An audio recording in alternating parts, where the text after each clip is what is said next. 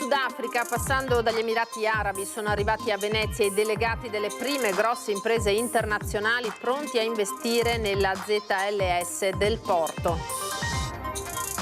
Secondo la CGIL, per raggiungere gli obiettivi della ZLS c'è bisogno di passare dalle parole ai fatti. A oggi, dice il segretario generale Giordano, i finanziamenti sono solo per il 2025 e non risulta avviato alcun progetto. In tribunale il video mai visto prima dell'uccisione di Giacomo Gobbato poco meno di un anno fa a Mestre. Per l'associazione Altobello in Cammino quella tragedia non è servita a migliorare le cose.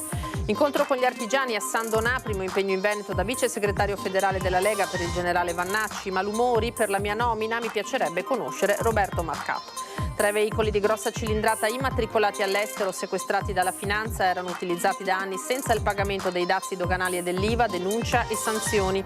Al via domani la 6ª edizione del Salone Nautico all'Arsenale. L'evento sarà scandito da 2 momenti spettacolari: passaggio delle frecce tricolori e incursori della Marina Militare. Dopo la conclusione del campionato di Serie A con la retrocessione, il Venezia rialza la testa e annuncia i primi programmi per la prossima stagione. Il bilancio del direttore sportivo Antonelli.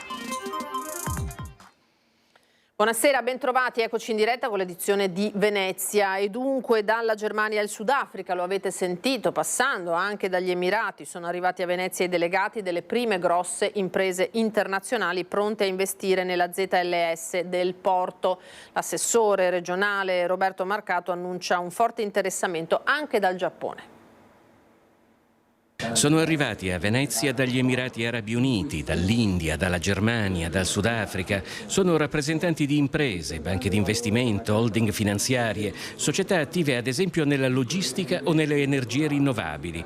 Ma sono soprattutto i delegati di realtà economiche disposti ad investire nella ZLS, la zona logistica speciale Porto di Venezia e Rodigino, detta Blue Gate. Siamo già andati ad Osaka in occasione dell'Expo e lì abbiamo incontrato, in 3 incontri specifici, abbiamo incontrato decine di imprenditori giapponesi che anche lì in quell'occasione ci hanno detto che sono interessati a investire in Veneto e in particolar modo nella Blue Gate. Quella di Santa Marta, all'interno dell'area portuale veneziana, è la prima tappa di una 3 giorni di incoming, come si dice in gergo, cioè di ingresso, in senso economico si intende, di nuovi investitori nella ZLS.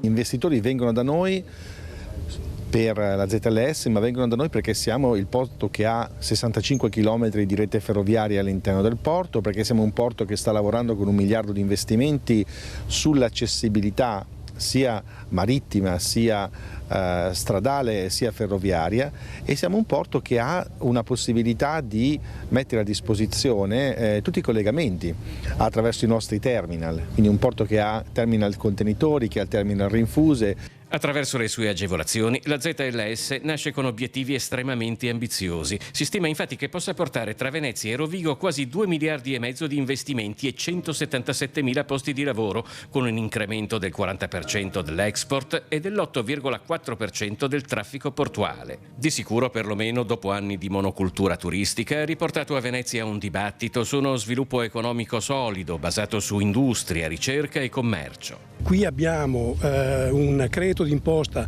di 80 milioni di euro in disponibilità delle imprese che vogliono venire qui, ma soprattutto la Blue Gate è uno strumento di semplificazione normativa, burocratica, amministrativa e di accompagnamento delle imprese a investire qui. Bisogna passare dalle parole ai fatti, secondo la CGIL, per raggiungere gli obiettivi della ZLS. Sentiamo il segretario Giordano. Il sindacato sarà a fianco di chi vuole investire, ma dobbiamo avere soluzioni concrete. Mancano 6 mesi alla fine dei finanziamenti, non abbiamo davanti 10 anni. È un commento cauto quello della CGIL di Venezia all'arrivo in città dei primi imprenditori internazionali disposti ad investire nella zona logistica semplificata. Un progetto che sulla carta riporterebbe in città un'occupazione stabile, di qualità e di lungo periodo. Ma, secondo il sindacato, il percorso rimane ancora inevitabilmente in sospeso. Abbiamo sentito numeri giganteschi tedeschi mirabolanti, 177.000 nuovi posti di lavoro, il 40% in più di export.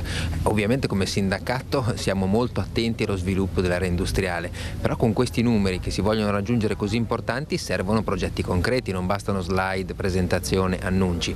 Vogliamo cose calate sulla città, vere, industria manifatturiera. Molti dei soggetti presenti oggi operano nella logistica, non possiamo trasformare Porto Marghera solo in un grande hub logistico. La CGIL è pronta ad appoggiare progetti di sviluppo che rilancino un territorio schiacciato dalla monoeconomia turistica, ma, dice il segretario generale Daniele Giordano, bisogna fare presto e soprattutto per avere successo serve la collaborazione attiva di un campo largo.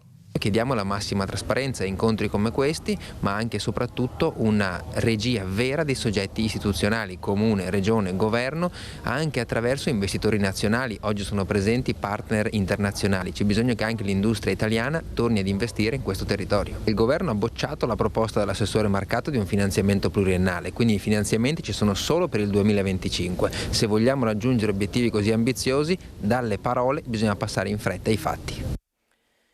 E dell'assessore regionale Marcato, leghista Doca, ha parlato al suo primo ritorno in Veneto dopo la nomina a vice segretario federale della Lega, il generale Vannacci, che così ha risposto alle aperte critiche di Marcato. Io non lo conosco l'assessore Marcato, mi auguro prima o poi di conoscerlo. L'ho visto in fotografia, insomma, una persona alta, grande, imponente, e quindi mi auguro che magari avremo l'opportunità di parlare prossimamente. Sa, giudicare le persone o comunque dire qualcosa di loro senza conoscerle è sempre brutto. Torna in Veneto per la prima volta da vice di Matteo Salvini il generale Roberto Vannacci e puntualmente non si scompone né in volto né a parole alla domanda sui mal di pancia nella Lega seguiti alla sua nomina a vice segretario federale, se già non fossero bastati quelli per la sua candidatura alle elezioni europee. Proprio da europarlamentare incontra a San Donà di Piave il territorio, gli artigiani, ricorda l'ampio consenso raccolto in Veneto, 73.000 preferenze, e per le regionali d'autunno non ha dubbi su chi debba esprimere il candidato presidente del centrodestra. Il Veneto è stata una regione governata benissimo dalla Lega e quindi ritengo che il consenso ci sia e ritengo che la leadership della Lega debba essere riconfermata. Sono qua anche per questo, sono qua anche per portare ottimismo e per tastare il terreno. No? Facciamo lo shaping of the battlefield, la conformazione del terreno di battaglia per le prossime regionali. Terzo mandato, questione superata, le norme in vigore vanno rispettate, taglia corto Vannacci, e modificarle sotto elezioni saprebbe di provvedimento ad personam. Zaia governatore ha alzato l'asticella, aggiunge chi verrà dopo di lui dovrà tenerne conto. Sulla tanto dibattuta lista Vannacci a sostegno del candidato presidente dice e non dice. Fa parte della sorpresa, che è un'arte, diciamo è un principio dell'arte della guerra, e quindi insomma non gliela svelerei oggi. Sicuramente la strategia della Lega è quella di ottenere il maggior risultato possibile e diciamo la maggiore efficacia possibile. Quindi ci riuniremo, stabiliremo quali sono le tattiche e le strategie vincenti e poi passeremo in fase condotta. Fin qui la politica, adesso andiamo alla cronaca giudiziaria. In tribunale il video mai visto prima dell'uccisione di Giacomo Gobbato poco meno di un anno fa a Mestre. Nell'udienza per l'omicidio di Giacomo Gobbato davanti alla Corte d'Assise di Venezia è stata ricostruita la tragedia avvenuta la sera del 20 settembre scorso in Corso del Popolo a Mestre, quando Jack e l'amico Sebastiano Bergamaschi furono accoltellati dal 38enne moldavo Sergej Merieshvili per salvare una donna che lui stava rapinando. In aula sono state mostrate le immagini riprese dalle telecamere di videosorveglianza dove si vede Giacomo appena colpito al petto muovere alcuni passi poi cadere a terra. Immagini viste per la prima volta dai familiari, dalla mamma e dal fratello scoppiato in lacrime in aula avvolto nell'abbraccio della mamma. Presente anche il 38enne moldavo che ha chiesto scusa ammettendo la sua colpevolezza e dicendo di dover stare in galera. Secondo Matteo D'Angelo dell'associazione Altobello in Cammino, quello che è accaduto lo scorso settembre non ha però modificato la situazione. Episodi violenti di questo tipo si sono susseguiti, ci sono stati ulteriori accoltellamenti, si sono rinvenute sempre più ragazzini in possesso di lame e forbici quindi sotto questo punto di vista non è cambiata. Il sacrificio di Giacomo sotto il punto di vista della maggiore attenzione delle autorità non ha portato a quello che speravamo. L'amministrazione sta dimostrando che oltre ad aver sbagliato in principio a smantellare i servizi sociali e quindi a creare e aggravare situazioni di marginalità e di esclusione sociale, lo stesso caso dell'omicida di Giacomo era un soggetto che non era pregiudicato, era un soggetto ai margini della società e sono centinaia le bombe pronte ad esplodere a Mestre, tutte conosciute dalle associazioni che vivono e operano nel territorio, sono tutte conosciute, ma l'amministrazione arriva sempre dopo. Un aspetto positivo però c'è stato, dice D'Angelo. Di positivo c'è stata una cresciuta consapevolezza della cittadinanza, consapevolezza che già aveva cominciato a crescere con le prime marce, le prime rivendicazioni del coordinamento Riprendiamoci la città, e poi è esplosa con la grande manifestazione organizzata dagli amici di Giacomo, dai ragazzi del Rivolta. E la consapevolezza che ci si salva tutti assieme, ci si salva solo se tutti assieme si lavora per il bene della città, per il bene comune. Maxi sequestro da parte della Guardia di Finanza di Treviso, che coinvolge anche il territorio veneziano, nel mirino auto di lusso importate di contrabbando.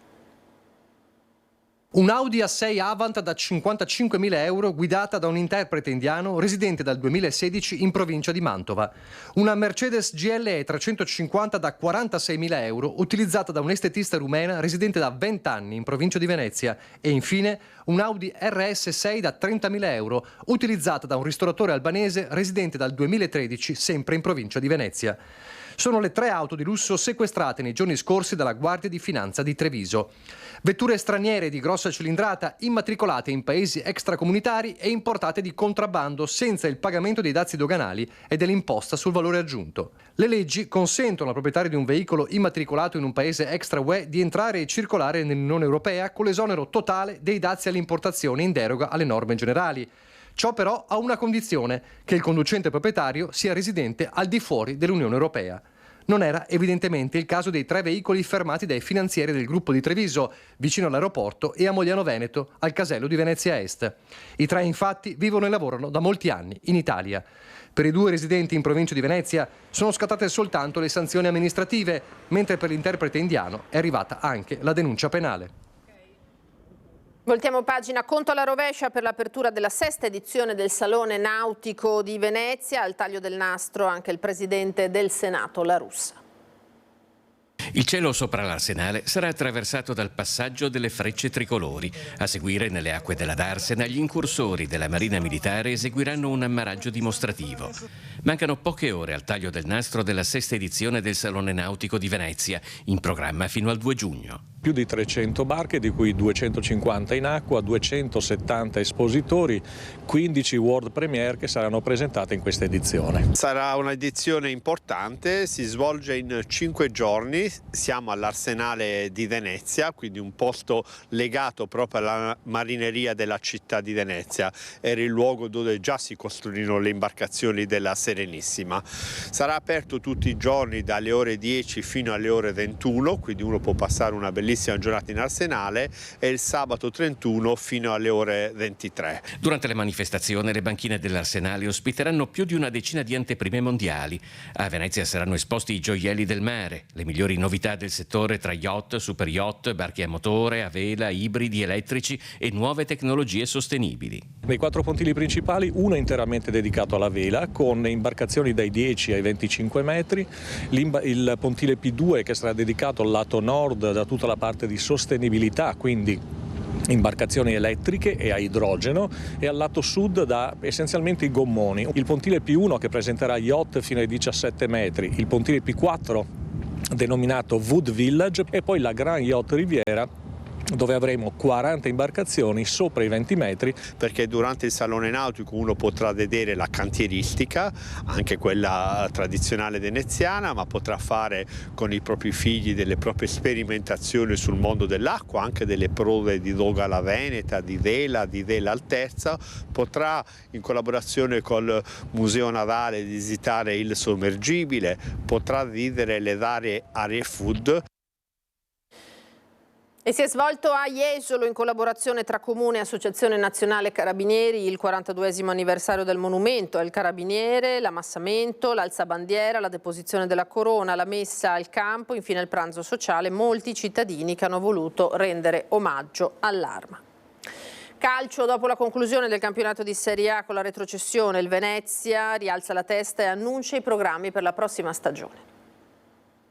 Dopo la grande prova di cuore e orgoglio contro la Juventus, che ha però sancito la retrocessione in Serie B, il direttore sportivo Filippo Antonelli come sempre ci mette la faccia e fa un bilancio della stagione passata del Venezia Football Club, parlando del futuro della prossima stagione. Credo che al di là del risultato sportivo ci sono sicuramente delle cose che andavano fatte meglio, ma ci sono anche tanti aspetti positivi che ci portiamo dietro e tanti insegnamenti da come ripartire, e a proposito di questo anche il saluto della squadra e del pubblico negli istanti finali dopo la partita è stato qualcosa di emozionante che ci deve accompagnare per il futuro. Per il prossimo campionato l'intenzione, se Eusebio Di Francesco lo vorrà, sarebbe quella di ripartire dalla conferma del mister legato al club arancione-verde da un contratto biennale e di tentare di tenere tutti i pezzi migliori per una Serie B di alto livello e di vertice, provando così a tornare subito in Serie A. Venezia mi ha dato tanto, ha detto Antonelli in conferenza stampa, come dirigente e come uomo. Adesso è tempo di metabolizzare, di digerire questa sconfitta sul campo, ma non è una sconfitta come società. Sicuramente avrò bisogno di parlare con il colloquio e con i presidenti e cercare di capire quali sono i budget, le prospettive e i piani futuri. Dopodiché parleremo con l'allenatore. Era l'ultimo servizio per questa sera, adesso ci sono le previsioni del tempo. Una buona serata a tutti, arrivederci.